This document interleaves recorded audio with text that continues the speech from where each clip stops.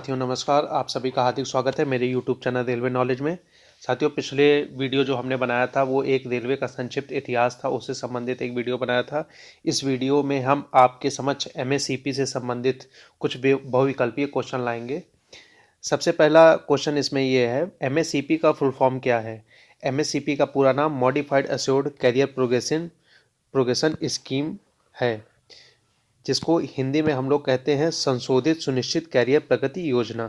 ये एक नंबर का एक इम्पॉर्टेंट क्वेश्चन है, कभी कभी एग्जाम में एमएससीपी का पूरा नाम पूछ लेता है। तो इसका पूरा नाम modified assured career progression scheme है। सेकंड क्वेश्चन है, एमएससीपी कौन से वेतन आयोग द्वारा शुरू किया गया था? तो इसका आंसर है एमएससीपी सिक्स्थ पे कमीशन, छठे वेतन आयोग द्वारा शुरू किया गया। एमएससीपी के तहत कौन सी श्रेणी के रेलवे कर्मचारी शामिल नहीं है? बहुत इंपॉर्टेंट क्वेश्चन ये है कि एमएससीपी के तहत कौन से ऐसे कर्मचारी होते हैं, कौन सी कैटेगरी के कर्मचारी होते हैं जो उसमें शामिल नहीं होते हैं।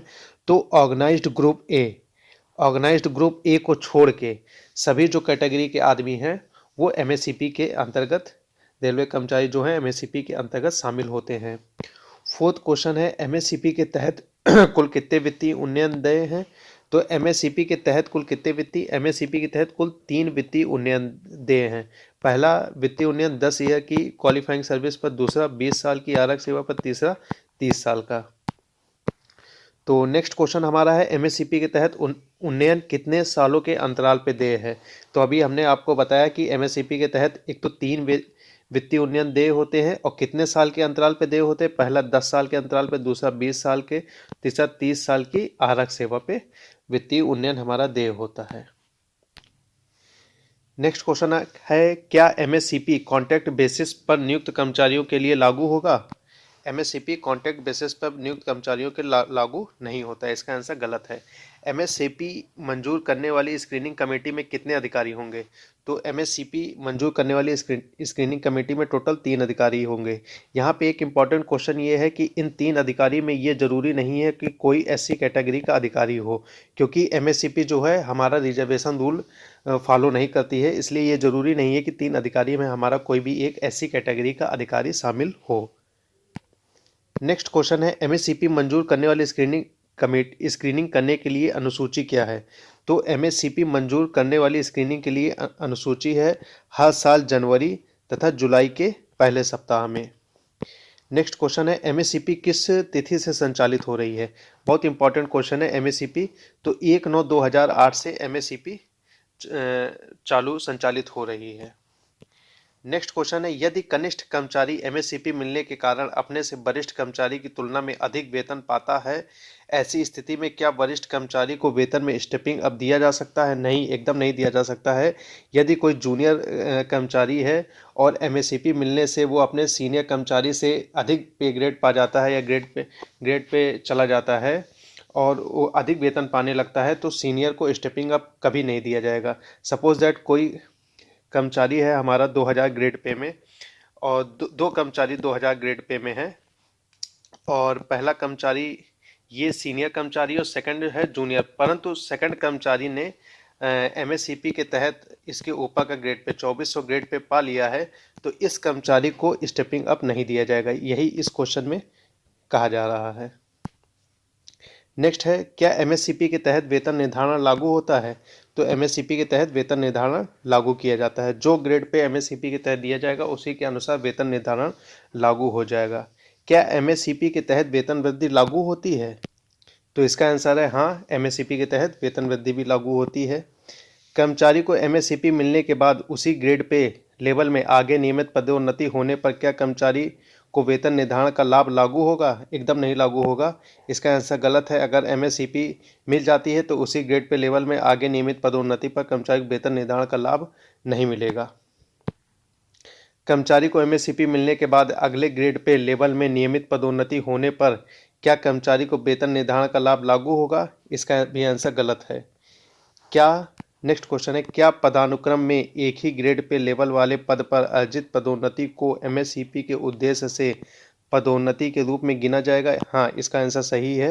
यदि पदानुक्रम में एक ही ग्रेड पे लेवल वाले पद पर अर्जित पदोन्नति को एमएससीपी के उद्देश्य से पदोन्नति के रूप में गिना जा रहा है, ये इसका आंसर सही होगा। नेक्स्ट है नियमित नियुक्ति से पहले एडहॉक आधार पर की गई सेवा को एमएससीपी के लिए गिना जाएगा या नहीं। इसका आंसर गलत है। उसके लिए एमएससीपी के लिए अगर एडहॉक बेसिस पर सेवा है तो उसको एमएससीपी के लिए नहीं गिना जाएगा। नियमित नियुक्ति से पहले होने वाले प्रशिक्षण कालावधि को एमएससीपी के लिए गिना जाएगा नहीं, नहीं गिना जाएगा। केवल आरक्षक सेवा जो क्वालिफाइंग सर्विस होती है उसे ही एमएससीपी हेतु गिना जाता है। नियुक्ति से पहले उसी ग्रेड पे वाले पद पर किसी अन्य सरकारी विभाग में की गई निरंतर सेवा को एमएससीपी के लिए गिना जाएगा या नहीं। तो इसका आंसर है सही। क्या एमएससीपी के अंतर्गत अगला ग्रेड पे का लाभ होने से रेलवे कर्मचारी के पदनाम वर्गीकरण में बदलाव होगा। इसका आंसर गलत। कोई बदलाव नहीं होगा। ना तो उसके पदनाम में कोई चेंज होगा, ना ही उसके कैटेगरी में कोई चेंज होगा। नेक्स्ट क्वेश्चन है एमएससीपी के लाभ हेतु पात्रता का बेंचमार्क सीआर एपीआर में ग्रेडिंग बहुत अच्छा होना अनिवार्य कब से लागू किया गया। तो ये हमारा 25 जुलाई 2016 से लागू हुआ था।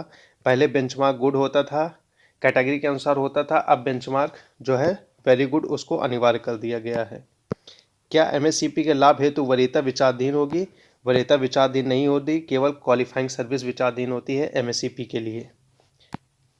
नेक्स्ट क्वेश्चन है यदि कर्मचारी किसी पद में होने वाली पदोन्नति के लिए इनकार करता है तो क्या उस पद का देय ग्रेड पे एमएससीपी के अंतर्गत अनुज्ञेय होगा या अनुज्ञेय नहीं होगा। If employee has given refusal to regular promotion to post carrying a certain grade pay, whether the same grade pay can be granted in MSCP? इसका आंसर है नो। यदि कर्मचारी को एमएससीपी के अंतर्गत अगला ग्रेड पे दिए जाने पर कर्मचारी उसी ग्रेड पे लेवल की पदोन्नति के लिए इनकार करता है तो क्या एमएससीपी के अंतर्गत अनुज्ञेय लाभ वापस लिया जाएगा। इसका आंसर है नहीं। यदि वो इनकार करता है तो एमएससीपी के तहत जो उसको लाभ दे दिया गया है वो उससे वापस नहीं लिया जाएगा। नेक्स्ट क्वेश्चन है क्या अंतिम पदोन्नति से 10 साल पूर्ण होने पर एमएससीपी के अंतर्गत अगला ग्रेड पे देय है। इसका आंसर सही। यदि कोई प्रमोशन हुआ है और 10 साल के अंतर्गत उसका कोई प्रमोशन नहीं हुआ है परंतु 10 साल की क्वालिफाइंग सर्विस उसने पूरी कर ली गई है तो उसको एमएससीपी के अंतर्गत अगला ग्रेड पे देय होगा। मेडिकल सेवा में अधिकारियों के लिए एमएससीपी के समरूप योजना का क्या नाम है। तो मेडिकल में जो होते हैं उसमें dynamic assured career progression scheme जिसे डीएसीपी कहते हैं वो लागू होती है। मतलब जो योजना मेडिकल सेवारत कर्मचारियों के लिए है वो DACP dynamic assured career progression scheme कहते हैं। नेक्स्ट क्वेश्चन है क्या एमएससीपी का लाभ देने हेतु कर्मचारी की कैजुअल लेबर के रूप में की गई अस्थायी सेवा गिनी जाती है। इसका आंसर है अस्थायी सेवा का 20% अवधि। केवल 20% ऑफ द टेम्परेरी सर्विस जो होता है कैजुअल लेबर के रूप में जो अस्थायी सेवा होती है उसका 20% ही गिना जाता है। नेक्स्ट क्वेश्चन है क्या एमएससीपी का लाभ देने हेतु कर्मचारी की सब्सटीट्यूट रूप से की गई सेवा गिनी जाती है। तो सब्सटीट्यूट रूप से जो सेवा होती है उसका 100% और जो कैजुअल लेबर के रूप में सेवा होती है उसका 20% गिना जाता है। बहुत इंपॉर्टेंट क्वेश्चन है।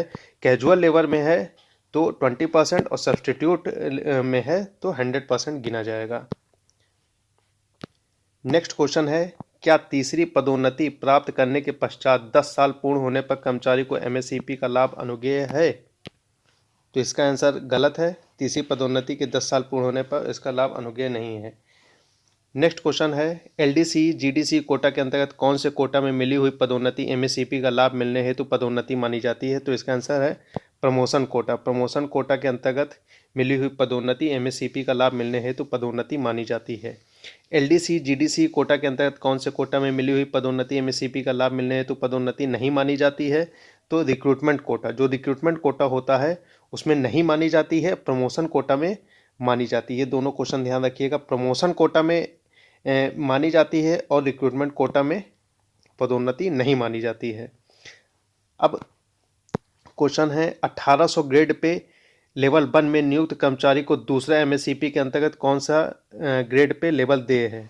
ये क्वेश्चन देखिएगा 1800 ग्रेड पे लेवल 1 में नियुक्त कर्मचारी को दूसरा एमएससीपी के अंतर्गत कौन सा ग्रेड पे लेवल देय है। तो 1800 का कोई कर्मचारी है 1800 लेवल पे तो उसको दूसरा जो एमएससीपी के तहत पहला जो ग्रेड पे होगा वो 1900 मिलेगा फर्स्ट। सेकंड जो होगा वो उसको 2000 मिलेगा। और क्वेश्चन में पूछ कौन सा रहा है, दूसरा पूछा तो इसका आंसर होगा 2000 रुपये। ये इसका सही आंसर 2000 रुपये है। नेक्स्ट जो क्वेश्चन है, 1900 ग्रेड पे लेवल 2 में नियुक्त कर्मचारी को तीसरा एमएससीपी के अंतर्गत कौन सा ग्रेड पे लेवल दे है? तो 1900 पूछ रहा है, पहला हमारा 2000 हो जाएगा, दूसरा हमारा 2400 हो जाएगा, तीसरा हमारा जो है 2800 ग्रेड पे।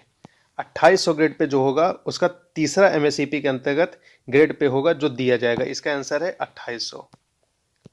34वां क्वेश्चन है हमारा, 2800 ग्रेड पे लेवल 5 में नियुक्त कर्मचारी को तीसरा एमएससीपी लेवल कौन सा दे होगा? अब देखिए 2800 है, 2800 में पहला उसको मिलेगा 2800 में पहला उसको मिलेगा 4200, दूसरा उसको मिलेगा 4600, तीसरा मिलेगा उसको 4800। तो इसका आंसर होगा 4800 ग्रेड पे। नेक्स्ट क्वेश्चन है, 4200 ग्रेड पे लेवल 6 में नियुक्त कर्मचारी को तीसरा एमएससीपी के अंतर्गत कौन सा लाभ दे है? तो 4200 पहला 4600, 4600 के बाद 4800, 4800 के बाद 5400। क्वेश्चन में पूछ तीसरा रहा है तो तीसरे में आएगा हमारा 5400 ग्रेड पे। नेक्स्ट क्वेश्चन हमारा है, 4600 ग्रेड पे लेवल 7 में नियुक्त कर्मचारी को एमएससीपी के अंतर्गत कौन कौन से पे लेवल दे हैं? तो पहला 4600 में कार्यरत है, पहला 4800, दूसरा 5400, तीसरा 5400, अर्थात 5400 तक ही मैक्सिमम ग्रेड पे दे होता है। नेक्स्ट क्वेश्चन, नर्सिंग कैडर को तीसरी एमएससीपी के अधिकार स्वरूप कौन सा ग्रेड पे दे है? तो पहले ही बताया था मेडिकल सेवा में कार्यरत कर्मचारियों के लिए एमएससीपी का लाभ दे नहीं है, तो नर्सिंग कैडर के लिए एमएससीपी, नर्सिंग कैडर है तो एमएससीपी पात्र नहीं है। नेक्स्ट क्वेश्चन है, एमएससीपी प्रदान करने के लिए सुरक्षित बेंचमार्क लागू होने से पहले बेंचमार्क क्या था? तो एमएससीपी के लिए वर्तमान समय में क्या है? Very good. और इससे पहले क्या था? इससे पहले वही बेंचमार्क था जो उस ग्रेड पे पदोन्नति के लिए आवश्यक था। मतलब कोई ग्रेड पे 1900 है, 2000 है, 2400 है, जो उस ग्रेड पे में पदोन्नति के लिए आवश्यक बेंचमार्क था वही बेंचमार्क एमएससीपी के लिए भी था। लेकिन 25 जुलाई 2016 से चेंज कर दिया गया, कहा गया कि एमएससीपी के लिए निर्धारित बेंचमार्क वेरी गुड ही होगा।